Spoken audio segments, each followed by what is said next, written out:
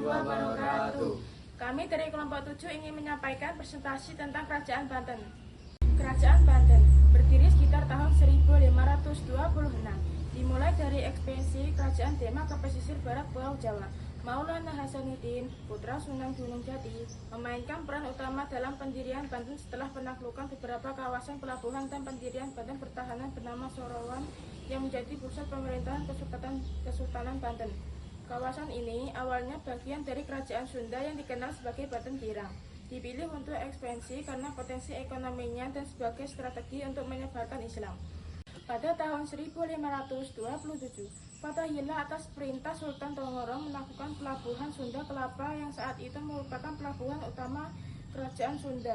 Selain memperluas kekuasaan Lampung, Fathahillah juga membangun benteng di Banten dan menjalani kontak dagang dengan Raja Malangkabu. Setelah kemunduran Kerajaan Demak, pasca kematian Sultan Tongoro, Banten menjadi kerajaan mandiri. Setelah wafatnya Fathahillah pada tahun 1570, dua putranya, Pangeran Yusuf dan Pangeran Arya, meneruskan kepemimpinan.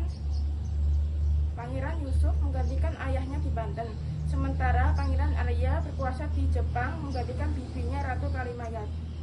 Kerajaan Banten yang didirikan sekitar tahun 1526 berkembang pesat di bawah kepemimpinan Pangeran Yusuf yang meneruskan perluasan wilayah dan pembangunan pertahanan.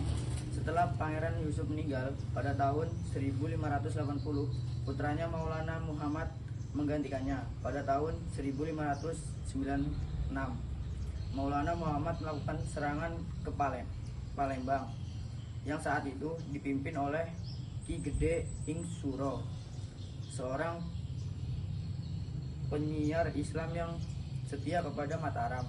Serangan ini nyaris berhasil, tetapi Maulana Muhammad meninggal akibat tembakan musuh dan dikenal sebagai Prabu Sedain Palembang. Serangan Banten dihentikan dan mereka menarik mundur. Setelah kematian Maulana Muhammad, terjadi perselisihan di istana.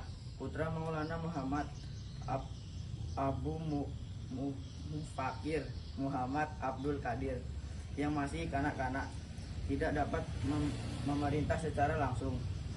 Pemerintahan dipegang oleh Mangkubumi yang kemudian digantikan oleh Pangeran Manggala.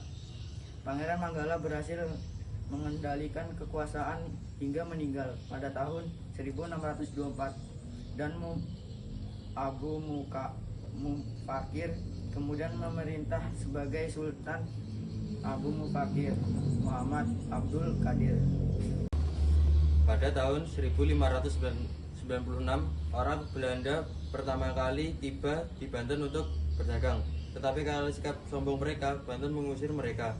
Belanda kembali 2 tahun kemudian dengan sikap yang lebih baik dan mulai berdagang di Banten dan Jayakarta. Memasuki abad ke-17, Banten mencapai puncak kejayaannya setelah Sultan Abu Mufakir, putranya Abu Mali Ahmad, menggantikannya.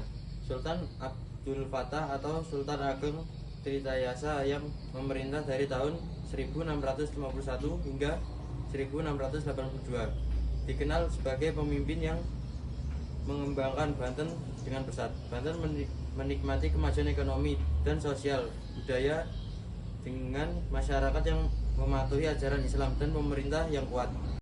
Perluasan wilayah mencakup daerah-daerah bekas kekuasaan Kerajaan Pajajaran. Namun pada akhir pemerintah Sultan Ageng Tritayasa terjadi konflik internal dengan Sultan Haji yang didukung oleh VOC. Dengan bantuan VOC, Sultan Haji berhasil menggantikan Sultan Ageng Tritayasa, mengakhiri kekuasaan Sultan Ageng Tritayasa dan memperkuat pengaruh VOC di Banten.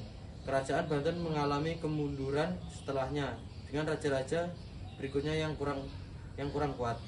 Sekian dari kelompok kami. Mohon maaf apabila ada kesalahan dalam kata dan ucapan. Terima kasih. Wassalamualaikum warahmatullahi wabarakatuh.